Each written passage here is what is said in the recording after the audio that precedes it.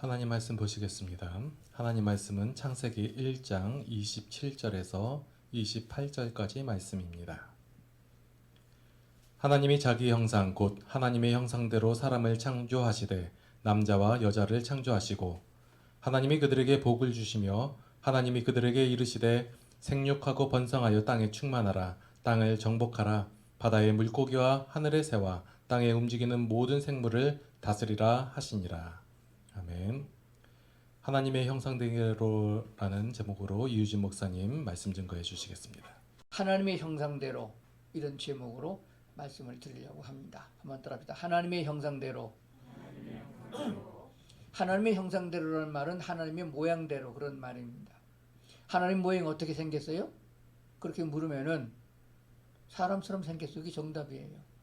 왜냐면 사람을 만들 적에 하나님의 형상대로 만들었다고 그랬으니까 하나님은 안 보이지만은 사람을 보면은 하나님이 보여야 그게 정상입니다. 그러나 우리 사람은 어디를 보고 사람이라고 하냐 그러면은 외모만 보고 사람이라고 안 하잖아요. 사람의 됨됨이는 속사람을 봐야 된다 그랬습니다. 사도 바울도 로마서에 보면은 내 안에 또 다른 내가 있다 이렇게 표현한 것을 보게 됩니다. 속사람은 무엇이냐? 사람의 마음, 심령을 막 가리키고 있어요. 마음에 생각난 것을 입으로도 말하고 마음에 있는 것을 표현해서 걸어가고 행동을 하게 되는 거거든요. 그러니까 겉사람보다는 속사람이 더 중요한 것이에요. 또 성경은 이렇게 말합니다. 겉사람은 낡아지느나, 그렇죠? 나이가 먹고 더 나이가 먹으면 늙어서 병들고 죽잖아요. 거동도 못하고요. 그래서 겉사람은 낡아지지만은 속사람은 날마다 새로워진다 이렇게 말씀하셨어요. 우리가 새롭게 할 수 있는 것은 우리 심령이에요. 우리의 마음을 새롭게 하게 되면 폭도 넓어지고 마음을 새롭게 되면 사랑도 많아지고. 아멘 안 하시네. 마음을 새롭게 하면은 모든 사람을 다 사랑하고 살아갈 수 있는 은혜가 넘치게 되는 줄로 믿습니다. 그래서 오늘 하나님이 사람을 왜 만들었느냐 그것부터 좀 생각을 해보고 이 성경적인 원칙을 따라서 생활하게 되면은 흠잡을 데가 없고 온전한 사람이, 거룩한 사람이 돼갈 줄로 믿습니다. 오늘 본문의 말씀 다시 한번 보겠습니다. 하나님이 자기 형상 곧 사람의 하나님이 자기 형상 곧 하나님의 형상대로 사람을 창조하시되 남자와 여자로 창조하시고 하나님이 그들에게 복을 주시며 뭘 주시며? 복을 주시며 하나님이 그들에게 이르시되 생육하고 번성하여 땅에 충만하라 땅을 정복하라 바다의 물고기와 하늘의 새와 땅에 움직이는 모든 생물을 다스리라 하시니라. 하나님께서 천지 만물을 다 창조하시고 제일 먼저 사람에게 당부한 말씀이 있어요. 그게 뭐냐면 생육하고 번성해서 땅에 충만하라 그렇게 말씀하셨어요. 그리고 땅 위에 있는 모든 생명이 있는 것들은 네가 다스리라 이렇게 말씀하셨어요. 다스린다는 용어가 정치적인 용어거든요. 국가를 잘 다스리면 그 나라가 행복하고 좋은 나라가 되고 가정을 잘 다스리면 가정이 평화스러운 나라가 되거든요. 근데 사람에게 하나님을 대신해서 살아있는 생물을 다스리는 권한을 사람에게 줘서 다스리게 하신 것입니다. 이거 잘 못 다스리게 되면 망가지게 돼 있어요. 뭐든지 사람이 관리하는 것 중에서 관리 못하면은 망가져요. 저도 양평에서 농사 좀 지어보는데 화분에 화초 물도 제대로 안 주면 금방 시들어 버려요. 그 관리를 못해서 그런 거예요. 관리자의 책임이 있는 거예요. 그래서 우리에게 맡겨진 것을 잘 감당해야 된다는 말씀을 먼저 드리고 하나님이 짐승을 만들 적에나 다른 것을 만들 적에는 하나님 자기 형상대로 지었던 얘기가 없습니다. 사람만 자기 형상대로 지었다고 그랬어요. 왜 그런가 하게 되면은 같아야 교제가 되는 거예요. 그 종자가 같아야 되고 이성이 같아야 되고 이념이 같아야 그게 아름다운 조화가 되는 거거든요. 그러니까 사람에게 만약에 하나님의 영이 없으면은 하나님이 생기를 불어 넣어서 사람이 되게 하는 그 영이 없으면은 사람은 하나님과 교제가 되지 않습니다. 하나님과의 사랑도 되지 않고 하나님의 음성을 들을 수도 없고 하나님과 관계가 안 되는 거예요. 만약에 우리가 대지하고 교제한다 그러면 되겠어요? 이뻐할 수는 있지만은 요즘에 개 많이 키우는데 이뻐할 수는 있지만은 교제는 안 됩니다. 그래서 하나님이 오직 교제의 대상으로 사랑의 대상으로 지은 것은 사람밖에 없다는 것을 알게 되어집니다. 그래서 사랑하는 사람을 위하여 모든 것들을 다 지어서 주셨어요. 이게 사랑의 원리입니다. 사랑한다고 하면서 결혼은 안 하고 사랑한다고 하면서 물질은 안 주고 이거는 하나님의 방법의 원칙에 어긋나는 거예요. 남자가 돈 모르면 여자한테 다 갖다 줘야 이게 정상이에요. 잘 들으셔야 됩니다. 젊은 사람은 잘 들어요. 장가 가서 그렇게 해야 되는 거예요. 너는 네가 벌어쓰고 난 내가 끝모로 결혼해 따로따로 살지. 하나님이 천지 만물을 다 창조해서 사람에게 공짜로 다 줬어요. 네가 다스리라 그렇게 하셨습니다. 이게 원칙인 것이에요. 그리고 생육하고 번성해야 된다. 생육하라는 말은 생육하고 번성한다는 말은 자기와 똑같은 사람이면 사람을 낳아서 또 대를 이어서 사람이 점점 많아지게 하라 그렇게 하셨어요. 아담 한 사람을 통해서 온 인류가 퍼졌잖아요. 그렇게 번식하기를 하나님이 원하신 거예요. 그러려면은 지금 현 상황에서 우리가 번식하려고 그러면 첫째 결혼을 해야 됩니다. 결혼을 안 하면 번식이 안 돼요. 최소한도 평균을 유지하려고 그러면 남자와 여자가 둘이 한 사람은 한 몸이 되잖아요. 둘이 결혼하잖아요. 그래서 둘은 나야 정상이에요. 둘을 안 난 사람은 회개를 좀 해야 됩니다. 그리고 벌금을 좀 물어야 돼요. 그리고 셋을 난 사람은 두 사람 안 나서 벌금 문 걸 좀 가져가야 돼요. 그리고 다섯 사람 난 사람은 복을 더 많이 받아야 되고요. 성경에 보면 이 원리를 진행하게 돼 있는데 사람들이 야가 빠져가고 그렇게 안 했어요. 또 죄인을 낳고 싸우고 사람을 죽이고 난리가 났어요. 그래서 하나님이 세상을 심판한 적이 있어요. 그게 언제면 노아 때입니다. 창세기 9장에는 이렇게 말씀하고 있습니다. 노아에게도 똑같은 축복을 다시 한번 반복했습니다. 제일 처음 아담과 하와에게 하셨던 말씀이 뭐냐면은 이르시되 생육하고 번성하여 땅에 충만하라 그렇게 말씀하셨거든요. 노아에게도 그 말씀을 다시 하셨어요. 생육하고 번성하여 땅에 충만하라. 똑같은 글자 한자 안 틀립니다. 왜냐 하게 되면은 그동안에 잘못됐기 때문에 하나님 징계해서 놓고 씨를 받기 위해서 노아의 가족을 다시 세웠거든요. 그들에게 아담에게 했던 말과 똑같은 얘기를 하고 있는 거예요. 성경은 너무 복잡한 게 아니에요. 같은 얘기를 또 하고 같은 얘기를 또 하는 거예요. 번복되는 거예요. 7가지 정도 됩니다. 유대인들이 7가지 절기를 지키면서 그 절기 속에 들어있고 하루에서 시작해서 일주일이 끝나잖아요. 그 7 숫자 안에 다 포함되어 있습니다. 계절도 그렇고 사람의 원리가 똑같아요. 그 번복해서 반복하는 학습 효과를 주고 있는 거거든요. 설교도 마찬가지예요. 한 얘기 또 하는 겁니다. 시대에 따라서 좀 방법은 달라졌고 엄마들이 반찬 만들 적에 양념은 좀 달라졌지만 원리는 똑같은 거예요. 그렇게 생각하면 됩니다.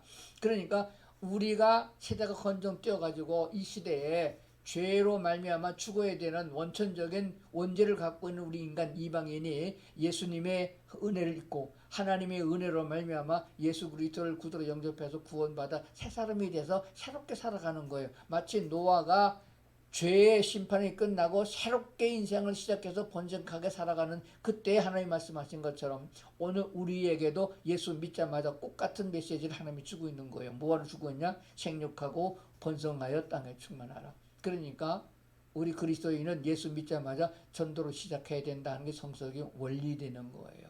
그래서 너만 혼자 구원받지 말고 하나님이 원하시는 백성들을 많이 만들어서 천국에서 같이 살자. 그러면 하나님이 이 세상을 창조하시고 이 세상을 심판하시고 그리고 하나님의 나라를 이루어서 살게 하는 그 원천적인 목적이 뭐냐? 그러면 천국에서 우리 모두가 같이 영원토록 같이 살자 하는 것이 결론이에요. 그래서 아담과 하와에게 하나님을 배신할 수 있는 자유도 줬어요. 그게 진짜 자유예요. 남자와 여자가 결혼했는데 남편이 아내가 바람필 것 같아가지고 쇠사슬로 묶어놓고 딴 데 가면 때려 죽인다고 그러면 그게 사랑이 되나요? 이 세상에 남자가 하나도 없고 여자 하나 있고 남자 하나 있고 아담과 하와 둘이만 살으면 바람 필 것도 없잖아요. 그렇게 해서는 진정한 사랑이 안 되고 참된 사랑에는 자유가 포함되어 있는 것입니다. 그래서 이 자유는 아주 소중한 거예요. 그래서 온 세계의 민주주의 국가에서 가장 모토로 하고 있는 것이 자유예요. 그래서 목숨이 아니면 자유를 달라 하는 이유가 거기 있는 거거든요. 자유가 있으면서 자유의 룰을 지켜나갈 적에 무엇이든지 다 조화가 이루어지고 완성되게 되는 거거든요. 그게 참된 사랑은 완전한 자유에서 와진 것입니다. 우리가 하나님을 배신할 수 있어요. 주일날 교회 안 나올 수 있어요. 교회 안 나온다고 하나님 때려 죽이겠어요?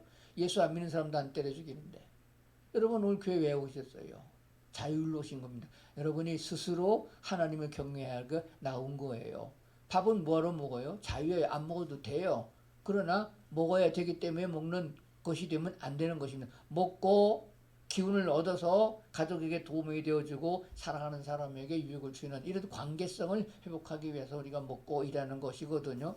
그렇다고 하면은 우리의 모든 삶 속에서는 하나님이 주신 자유를 가지고 잘 사용해 줘야 돼. 악을 행하는데 사용하면 방종이 돼 버립니다. 내 자동차 내 마음대로 타고 다닌다 그래서 거꾸로 가고 술 먹고 운전하고 그러면 너도 죽고 나도 다치고 막 그런 일이 일어나잖아요. 그러니까 룰을 잘 지키면서 그 사랑의 조화를 가지고 자유의 조화를 가지고 하나님을 사랑하고 이웃을 사랑하는 관계가 되는 것이 사람 사는 사회에 유익한 것이다.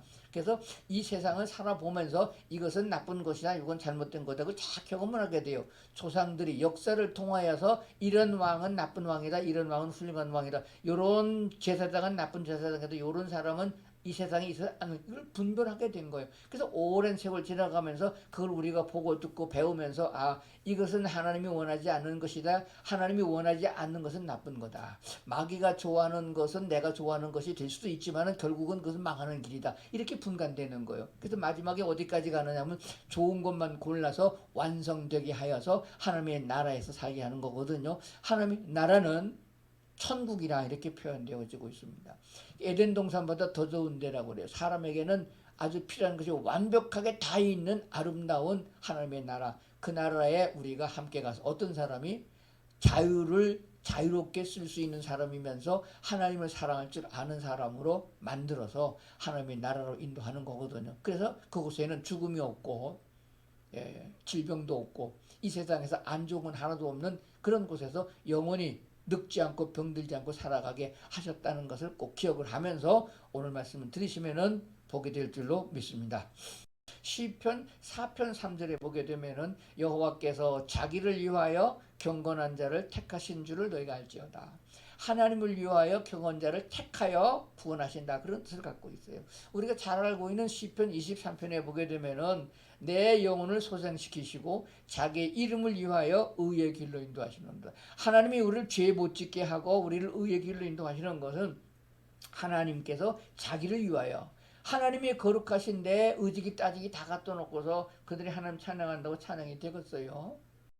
그러니까 하나님을 영화롭게 할 수 있는 사람은 거룩한 사람이어야 되는 거예요. 그래서 하나님이 우리를 거룩하게 만들어 가는 거예요. 우리가 잘나서 그런 게 아니고 하나님이 우리를 인도하시고 우리의 마음과 생각을 주관하시고 먹을 것도 주시고 건강하게 해주시고 기적을 체험하게도 하시면서 우리를 거룩한 사람으로 만들어 가시는 것은 하나님이 자기를 위해서 그렇게 하신다. 내 영혼을 소생시키는 분도 하나님이시고 자기 이름을 위하여 의의 길로 인도하시는 분이 여호와 하나님이시다라고 분명히 말씀하심을 보게 되어집니다. 이사야서 43장 9절에 보면 내 이름을 위하여 내가 노하기를 더디할 것이며, 우리가 어떤 잘못을 해서 하나님이 벼락같이 벌약을 내려서 죽이는 그런 하나님이 아니라 노하기를 더디하시는 분이세요. 참고 또 참고 또 참습니다. 사람 되라고 기다려주는 분이죠. 왜 그러냐? 하나님이 자기를 위해서 그렇게 하신다. 내 이름을 위하여 내가 노하기를 더디할 것이며 내 영광을 위하여 내가 참고 너를 멸절하지 아니하리라. 우리가 이렇게 속히 망하지 않는 거. 우리 생각하기엔 그러잖아요. 저런 놈은 확 죽였으면 좋겠고 저런 놈은 왜 귀신도 안 잡아가냐 그런 소리 많이 하잖아요. 그래서 하나님 다 두는 거예요. 왜? 마지막에도 회개하면 새 사람 될까 기다리시는 거예요. 그러니까 왜 그렇게 하시냐? 하나님의 나라를 위하여, 하나님 자기 자신을 위하여 오래 참으시고 노하기를 더디하시고 그리고 우리를 빨리 멸절하지 않고 참고 기다리신다. 그러면은 좀 빨리 회개하고 빨리 돌아오면 얼마나 좋겠어요. 80, 90이 돼가 늘 꼬부라져 죽기 길버적전에 회개하고 아이고 하나님 이제 알았습니다. 영광을 받으세요. 그러면 그 무슨 목소리가 제대로 나오겠어요. 아무리 봐도 겉모양을 보면은 젊은 사람이 이쁘고 고등학교 대학교 학생보다는 돌 지난 애기가 더 이쁘잖아요. 그러니까 예쁜 모습으로 하나님께 나가는 것이 훨씬 더 유익하다는 것도 우리가 알고 하나님을 더 기쁘게 할 수 있다는 것도 알아야 될 줄로 믿습니다. 또 이사야서 43장 25절에 보면 곧 나는 나를 위하여 내 허물을 도말하는 자니 내 죄를 기억하지 아니하리라. 우리의 죄를, 우리의 허물을 없애버리시고 그리고 그 없앤 죄를 다시 기억조차 하지 않는 분이 여호와 하나님이세요. 그 왜 그러냐 하게 되면은 하나님께서 말씀을 나 곧 내가 나를 위하여 그리한다. 그 말씀하신 것을 보게 되는 것입니다. 그럼 이제 우리가 어떻게 살아야 되느냐 하는 것들을 생각해 봅니다. 우리가 사는 삶 속에서는 이것을 꼭 기억해야 돼요. 하나님이 내게 완전한 자유를 주셨다. 내게 필요한 것은 내가 필요한 것만큼 하나님이 공급해 주신다. 무엇이든지 하나님은 다 하신다 하는 것을 기억해야 됩니다. 그런데 우리가 하나님께 그 하나님의 은혜에 대해서 반응하는 태도는 찬양으로 나타나야 된다는 것입니다. 하나님께서 건강 주셔서 감사하고요. 하나님께서 내게 믿음을 주셔서 하나님 찬양하신 것 감사하고요. 내가 이웃사람과 더불어 화목하게 지낸 것도 감사하고요. 이렇게 감사와 찬양을 입술로 고백해서 하나님께 영광 돌리는 삶으로 나가야 됩니다. 그것조차도 하나님이 강제하지 않았습니다. 헌금을 드리는 것도 하나님께서는 즐거운 마음으로 드리는 자를 기뻐하신다고 그랬고, 예배를 드리는 것도 즐거운 마음으로 드리게 하셨고, 전도를 하셔도 하나님께서 즐거운 마음으로 하셨고, 그러니까 스스로 할 수 있는 자유를 주셨습니다. 주신 그 자유를 가지고 악한 데 사용하지 말고 하나님께 영광을 돌리며 이웃에게 그 사랑을 나눌 줄 아는 사람으로 만들어 가시는 분이 하나님이시거든요. 나는 그럼 어디까지 왔느냐 깊이 생각해 봐야 됩니다. 그래서 성경에서는 이것을 이루기 위하여 사랑도, 그리고 인간의 살아가는 이웃을 섬기는 봉사활동도, 우리가 할 수 있는 모든 것들에 대하여 진실로 하나님의 말씀이 개입되어야 된다. 그 말씀하신 걸 보게 됩니다.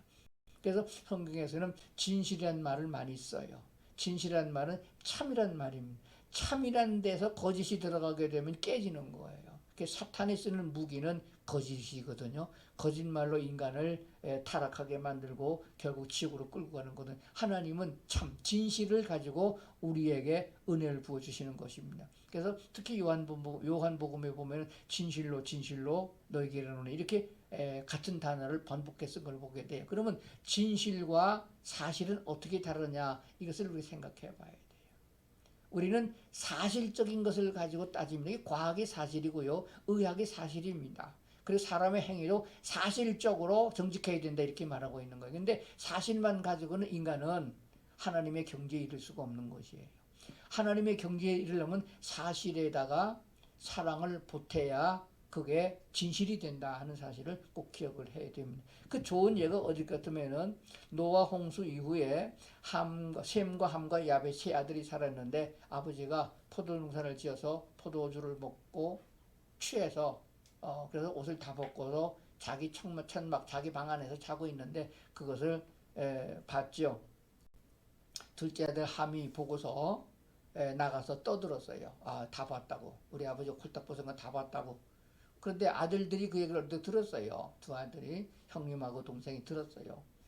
그러면은 여기서 아버지가 술을 먹었다는 것하고 옷을 벗었다는 것하고 실질적으로 잠자고 있는 건 사실입니다. 사실을 사실대로 말하는 것은 사랑이 아니라는 것이에요.